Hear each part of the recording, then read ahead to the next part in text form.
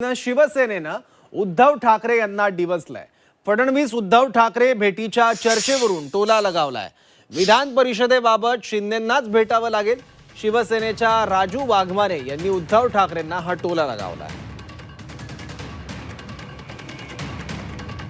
ही निवडणूक बिनविरोध करायची असेल तर आमच्याशीच बोलावं लागेल, कारण या निवडणुकीमध्ये एक्स्ट्रा सीट उभी करणं आणि ते निवडून आणणं हे आदरणीय एकनाथ शिंदे साहेबच करू शकतात।